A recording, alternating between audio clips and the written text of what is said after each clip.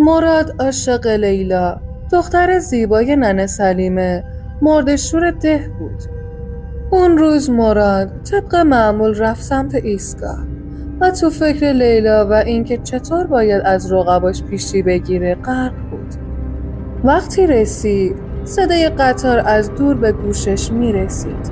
ایستگاه متروکه بود. درود به کانال پورتال وحشت خوش اومدین. برای حمایت از ما کانال رو ساب و زنگوله رو فعال کنید تا از ویدیوهای بعدی ما با خبر بشید. سپاس. قبرستان ارواح.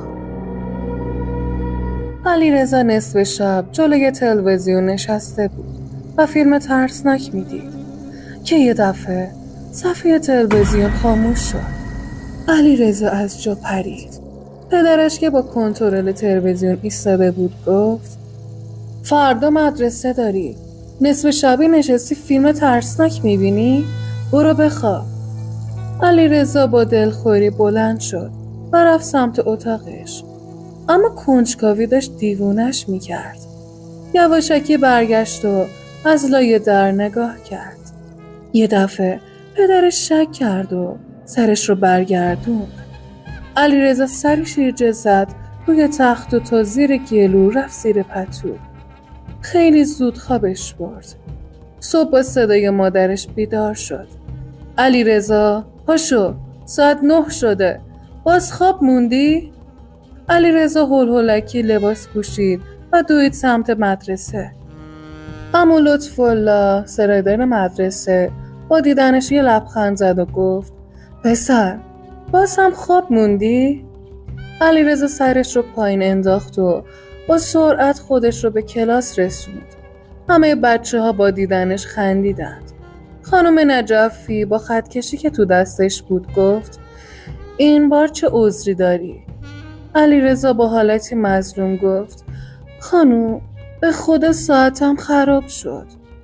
بعد از ظهر که زنگ مدرسه خورد، علیرضا و محسن دوستش با خوشحالی دویدن سمت خونه. وقتی علیرضا به خونه رسید، جلوی در خشکش زد.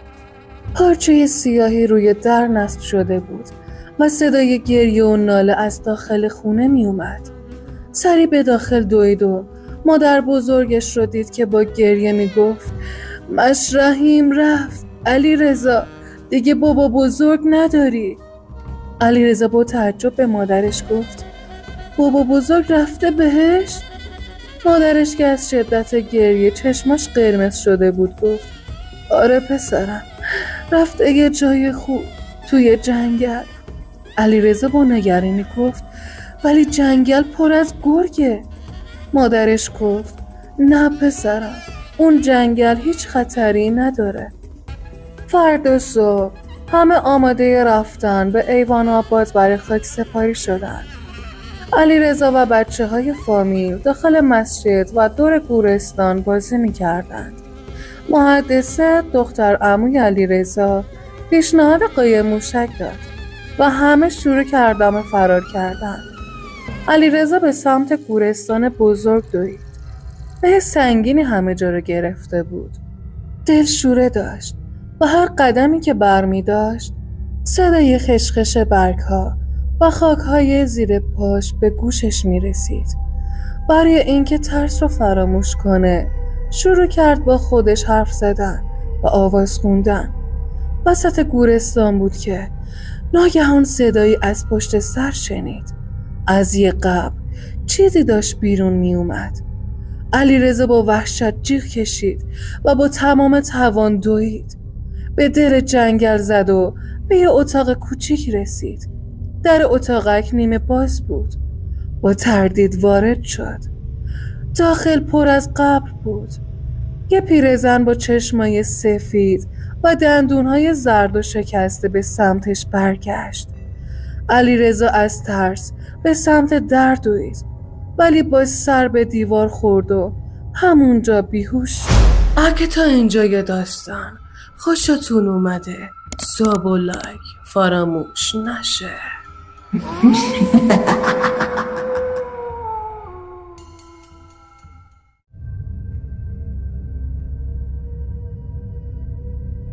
مراد عاشق لیلا، دختر زیبای ننه سلیمه مرده‌شور ده بود. اون روز مراد طبق معمول رفت سمت ایستگاه و تو فکر لیلا و اینکه چطور باید از رقباش پیشی بگیره غرق بود.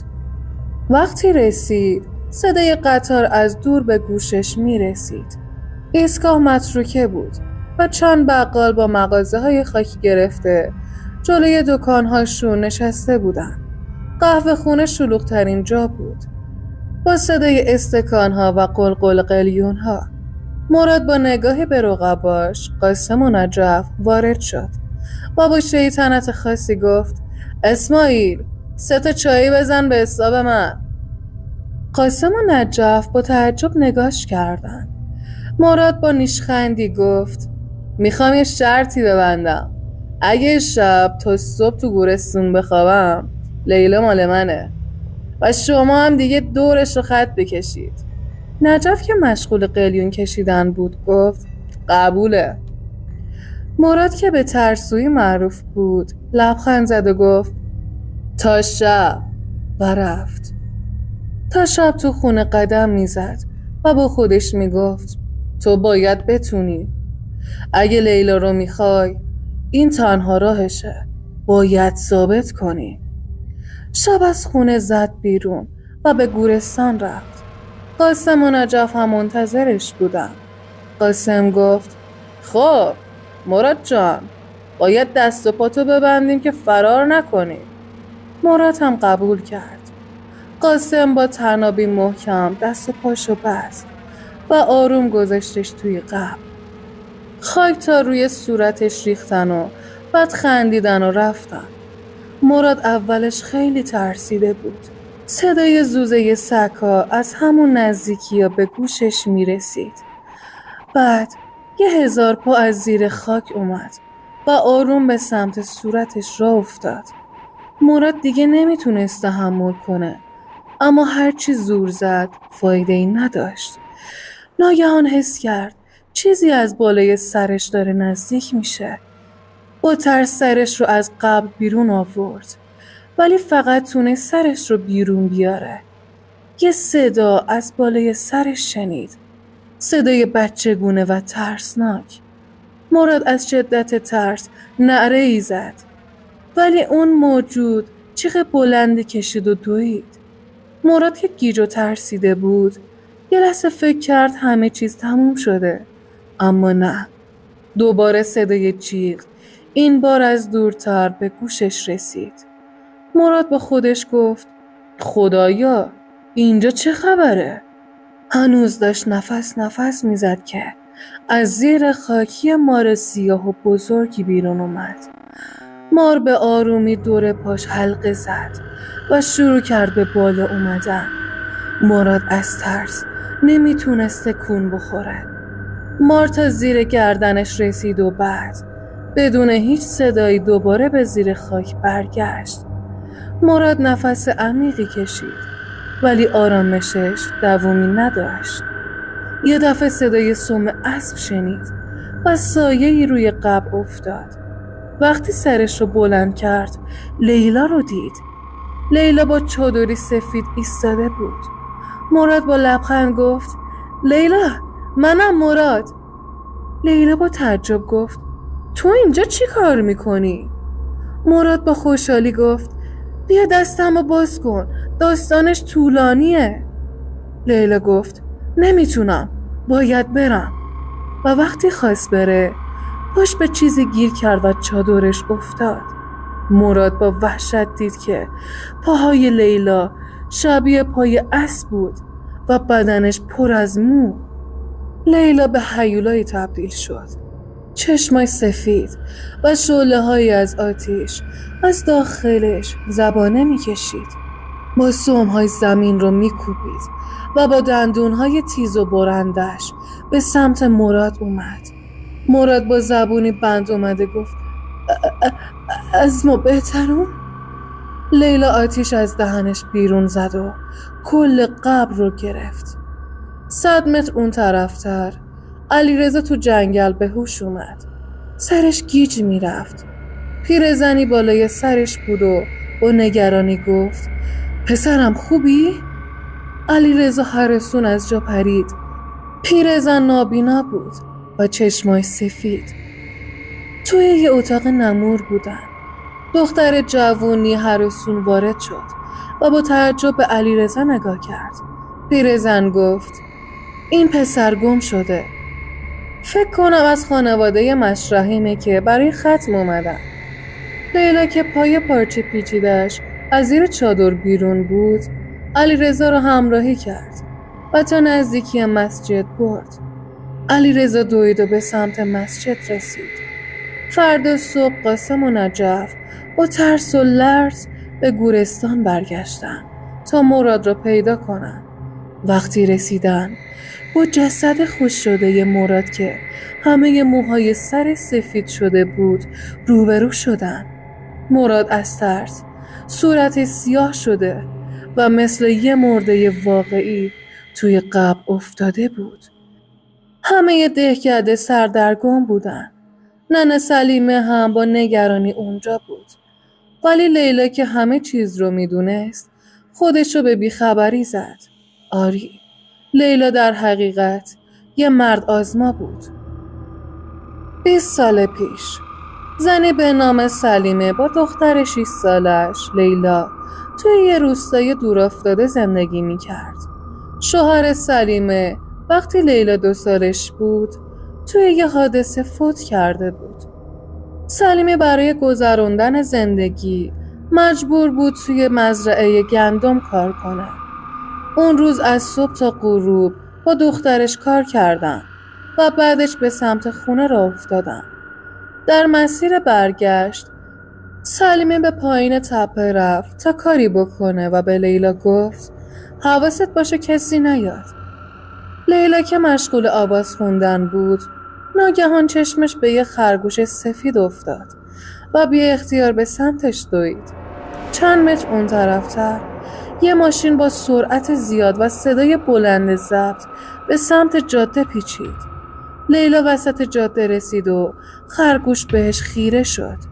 ماشین نزدیک شد و یکی از سرنشین‌ها با ترس داد زد سامان مواظب باش. لیلا برگشت و با صدای مهیب ترمز ماشین همه چیز تموم شد. سلیمه با وحشت از پشت بوته ها بیرون دوید. وقتی به دختر کوچولوش رسید خون تمام جاده رو گرفته بود. دوست راننده که پسری حدوداً 13 یا 14 ساله بود با دستپاچگی گفت سامان تو گواهی نامه نداری؟ و با سرعت از صحنه فرار کردن. سلیمه دیوانه‌وار خودش رو به جسد لیلا رسوند و شروع به گریه و زاری کرد. فردای اون روز لیلا رو خاک کردن و سلیمه شبانه روز بالای قبر دخترش زاری میکرد. اونقدر اشک ریخت که بیناییش رو از دست داد. یه شب که دیگه از همه چیز ناامید شده بود و از خدا خشمگین بود گفت من 1 عمر تو رو ستایش کردم ولی حالا دیگه نه. از امروز برده شیطان میشم. ای شیطان دخترم رو برگردون تا همیشه تو رو ستایش کنم. از شدت گریه از هوش رفت. وقتی به هوش اومد صدای لیلا رو شنید، اما این لیلا نبود، همزادش بود، موجودی از جنیان به نام مردآزما. سلیمه تصمیم گرفت برای همیشه از روستا بره و به ایوان آباد رفت و اونجا سرایدار گورستان شد. 10 سال بعد لیلا که حالا بزرگ شده بود آماده انتقام گرفتن بود. آخرین روزای سال بود و لیلا سراغ سامان سجادی رفت، همون پسری که باعث مرگ همزادش شده بود. اون شب سامان همراه خانوادش برای سال تحویل به خونه مادر بزرگش در ورامین رفته بود. نیمه های شب صدایی شنید و به حیاط رفت. یه سایه از کنار پنجره زیر زمین رد شد. با ترس و لرز از پله ها پایین رفت. ناگهان صدای جیغ وحشتناکی از زیر زمین بلند شد. و اهالی خونه هراسان به سمت حیاط دویدن. وقتی به زیر زمین رسیدن با پیکر بیجان سامان روبرو شدن. حالا دیگه همزاد لیلا به آرامش رسیده بود و از اون شب به بعد دیگه هیچ کس اونو ندید. اگه شما هم داستانی خاطره ترسناکی دارید میتونید به آیدی تلگرام ما که پایین صفحه براتون گذاشتم بفرستید. لطفاً برای حمایت از ما لایک و کامنت فراموش نشه. متشکرم.